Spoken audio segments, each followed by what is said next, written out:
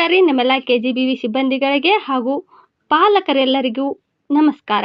ಇವತ್ತು ನಾವು ಅರ್ಜಿ ಸಲ್ಲಿಸಲು KGBV ಶಾಲೆಗಳಿಗೆ ಅರ್ಜಿ ಸಲ್ಲಿಸಲು ಬೇಕಾದಂಥ ಡಾಕ್ಯುಮೆಂಟ್ಸ್ಗಳು ಸ್ಯಾಟ್ಸ್ ನಂಬರ್ ಅಥವಾ ಮತ್ತು ಪೆನ್ ನಂಬರ್, ಜಾತಿಯ ಆದಾಯ ಪ್ರಮಾಣ ಪತ್ರದ RD ಸಂಖ್ಯೆ, BPL ಕಾರ್ಡ್ ಸಂಖ್ಯೆ, ಪಾಸ್ಪೋರ್ಟ್ ಸೈಜ್ ಭಾವಚಿತ್ರ. ಯಾವುದಾದ್ರೂ ಒಂದು ವೆಬ್ ಬ್ರೌಸರ್ನ ಓಪನ್ ಮಾಡಿಕೊಂಡು ವಿದ್ಯಾವಾಹಿನಿ ಅಂತ ಟೈಪ್ ಮಾಡಿ.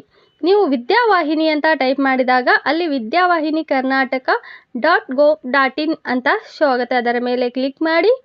ಇವಾಗ ನಿಮಗೆ ವಿದ್ಯಾವಾಹಿನಿ ಪೇಜ್ ಓಪನ್ ಆಗುತ್ತದೆ. ಇಲ್ಲಿ ಇಲಾಖೆ ಬಳಕೆದಾರರು ಅಂತ ಓಪನ್ ಮಾಡಿಕೊಳ್ಳಬೇಡಿ, ಮೇಲ್ಗಡೆ ಬನ್ನಿ. ಇವಾಗ ಕ್ಲೋಸ್, ಇಲ್ಲಿ ಒಂದು ಮೆಸೇಜ್ ಇರುತ್ತೆ, ಅದನ್ನು ಕ್ಲೋಸ್ ಮೇಲೆ ಕ್ಲಿಕ್ ಮಾಡಿ.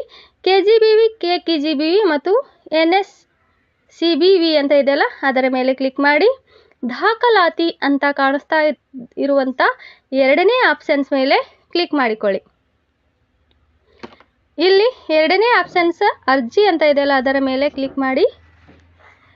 ಇದರಲ್ಲಿ KGBV type 1, KGBV type 3, KGBV type 4, Netaji Subhash Chandra Bose Vidyalaya ಮತ್ತು ಇವೆಲ್ಲ ಶಾಲೆಗಳ ಮಾಹಿತಿ ನಿಮಗೆ ಶೋ ಆಗ್ತಾ ಇರುತ್ತೆ. ನೀವು ಯಾವ ಶಾಲೆಗೆ ಅರ್ಜಿ ಸಲ್ಲಿಸ್ತಾ ಇದ್ದೀರಾ ಎಂಬುದನ್ನು ಮೊದಲೇ ಕನ್ಫರ್ಮ್ ಮಾಡಿಕೊಂಡು ಕ್ಲಿಕ್ ಮಾಡಿಕೊಳ್ಳಿ. ಇವಾಗ ನೋಡಿ, ಇನ್ನೊಂದು ಸತಿ ಹೇಳ್ತಾ ಇದ್ದೀನಿ. ದಾಖಲಾತಿ, ಎರಡನೇ ಆಪ್ಷನ್ಸ್ ಅರ್ಜಿ ಮತ್ತು ಇಲ್ಲಿ ಶಾಲೆಯನ್ನು ಸೆಲೆಕ್ಟ್ ಮಾಡಿಕೊಳ್ಳಬೇಕಾಗಿರುತ್ತೆ. ಇಲ್ಲಿ ನೀವು ಯಾವ ಕ್ಲಾಸ್ಗೆ ಅಪ್ಲಿಕೇಶನ್ ಹಾಕ್ತಾ ಇದ್ದೀರೋ ಆ ಕ್ಲಾಸನ್ನು ಸೆಲೆಕ್ಟ್ ಮಾಡ್ಕೊಳ್ಳಿ. ನಂತರ ಮಗುವಿನ ಸ್ಯಾಟ್ ಸಂಖ್ಯೆಯನ್ನು ಎಂಟ್ರಿ ಮಾಡಿ. ಮಗುವಿನ ಸ್ಯಾಟ್ ಸಂಖ್ಯೆಯನ್ನು ಮೊದಲೇ ನೋಟ್ಸ್ ಮಾಡಿಕೊಂಡು ಮತ್ತು ಪೆನ್ ನಂಬರ್ ಕೂಡ ನೋಟ್ಸ್ ಮಾಡ್ಕೊಂಡು ಇಟ್ಕೊಂಡು ಎಂಟ್ರಿ ಮಾಡಿ. ಇನ್ನು ಇಲ್ಲಿ ವಿದ್ಯಾರ್ಥಿಯ ಹೆಸರು, ತಾಯಿಯ ಹೆಸರು, ಜೆಂಡರ್ ಮತ್ತು ತಂದೆಯ ಹೆಸರು ಎಲ್ಲ ಕೂಡ ಪ್ಯಾಚಪ್ ಆಗಿ ಬಂದುಬಿಡುತ್ತೆ. ಪೆನ್ STS ನಂಬರ್ ಹಾಕಿದರೆ ಜೆಂಡರ್ ಕೂಡ ಆಟೋಮೆಟಿಕ್ಕಾಗಿ ತೊಗೊಂಡಿರುತ್ತೆ. ಇಲ್ಲಾಂದರೆ ನೀವು ಚೇಂಜ್ ಮಾಡ್ಕೋಬೋದು ಇಲ್ಲಿ. ಇನ್ನು CWSN ಇದ್ದಲ್ಲಿ ಎಸ್ ಇದ್ದರೆ ಎಸ್ ಹಾಕಿ, ನೋ ಇದ್ದರೆ ನೋ ಹಾಕಿ. ವಿದ್ಯಾರ್ಥಿಯ ಡೇಟ್ ಆಫ್ ಬರ್ತ್ನ ಆಟೋಮೆಟಿಕ್ಕಾಗಿ ಪ್ಯಾಚಪ್ ಆಗಿ ಬಂದಿರುತ್ತೆ. ಇನ್ನು ವಿದ್ಯಾರ್ಥಿ ಒಳಪಡುವ ಮೀಸಲಾತಿ ವರ್ಗ SC ST ಈ ಥರ ಇರುತ್ತೆ, ಅದನ್ನು ನೀವು ಸೆಲೆಕ್ಟ್ ಮಾಡ್ಕೊಂಡು ಹಾಕ್ಕೊಳ್ಳಿ.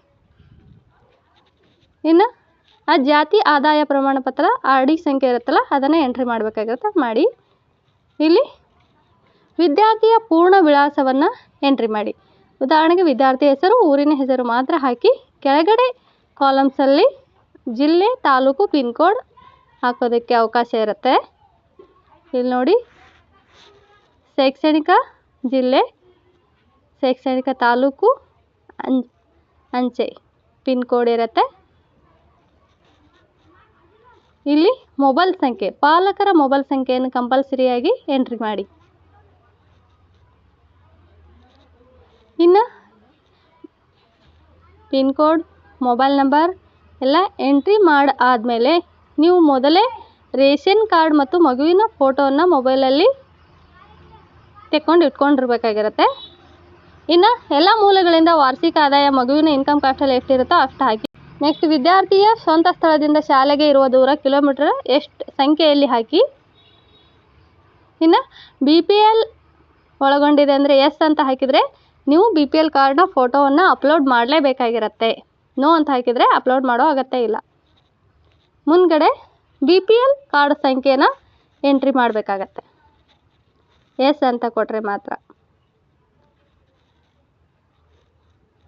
ನೀವು ಮಗುವಿನ BPL ಕಾರ್ಡ್ ಫೋಟೋವನ್ನು ಎಷ್ಟು MBಯಲ್ಲಿ ಬೇಕಾದರೂ ತೆಗೆದುಕೊಂಡು ಇಟ್ಕೋಬೋದು, KBಗೆ ಅದು ಬದಲಾಯಿಸ್ಕೊಳ್ಳೋ ಅಗತ್ಯ ಇಲ್ಲ.